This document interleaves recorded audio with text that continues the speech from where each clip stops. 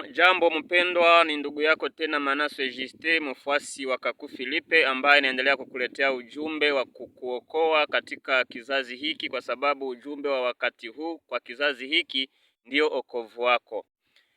Kanisa haitakuokoa, Biblia na kusoma sana vitabu haitakuokoa, na kuenda kwa mchungaji juu akutabirie kukuambia maisha yako ya kesho haitakuokoa.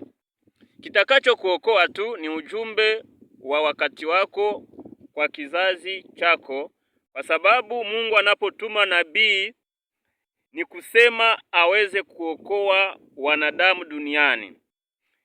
Nabii ndio kinywa cha Mungu.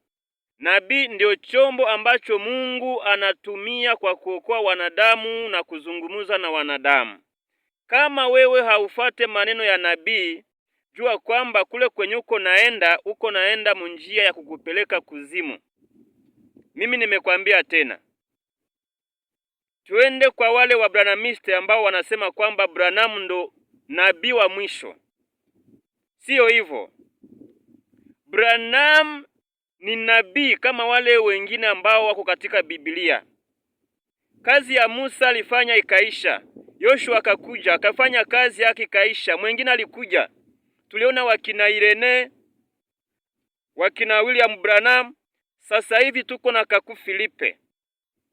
Na ukisema kwamba Kaku Filipe ni nabii ambaye hajathibitishwa katika Biblia, huyu nabii amethibitishwa katika Mathayo 25 mstari wa 6 kwamba usiku wa manane ndio huu. Branham alikuwa na ujumbe wa jioni. Lakini tukiona Branham vile alikuja, Branham alibatizwa na nabii ambaye anaitwa William Seymour. Na huyu nabii Seymour ndiye nabii wa kwanza katika kizazi hiki cha Laodikia. William Seymour alipotoka, William Branham ndipo alikuja sasa kufanya kazi ya unabii. Alifanya miujiza na watu wengi walimfuata kwa sababu ya miujiza alikuwa akifanya. Alifufua watu, wagonjwa walipona, vilema walitembea. Na kabla atoke huyu nabii William Branham, kabla aondoke, aliambia watu kwa broshire zake zote alikuwa akihubiri, anasema kabla aondoke alisema, kuna mtu ambaye atakuja baada yangu, mkubali maneno yake na ujumbe wake. Huyu nabii ambaye Branham alisema ni Kaku Filipe. Sio wale ambao mnafikiria kwamba ni Old Frank, Billy Paul, sio hao.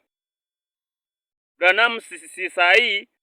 Ujumbe wa Branham umekuwa migawanyiko nyingi. Ina maana Branham wakati alitoka, shetani alishikilia hapo na roho zikaendelea kupotea kwa sababu ya kusema Branham ni nabii wa mwisho, Branham ni nabii wa mwisho. Wanabii wataendelea mpaka siku Yesu atarudi. Hata Kaku Filipe akikufa mwingine atakuja. Twende kwa mihuri saba. Mihuri saba ni sauti ya Mungu. Na nabii anapohubiri ni muhuri. Wakati Luther alipokuwa akihubiri ilikuwa ni muhuri au ngurumo 7. Ngurumo ni sauti ya Mungu. Nabii anapohubiri ni sauti ambayo ni ngurumo. Saa hii ni Kaku Filipe iko na hii ngurumo. Sasa ikiwa hautaelewa ujumbe, basi kumbuka kwamba utaenda tu jehanamu.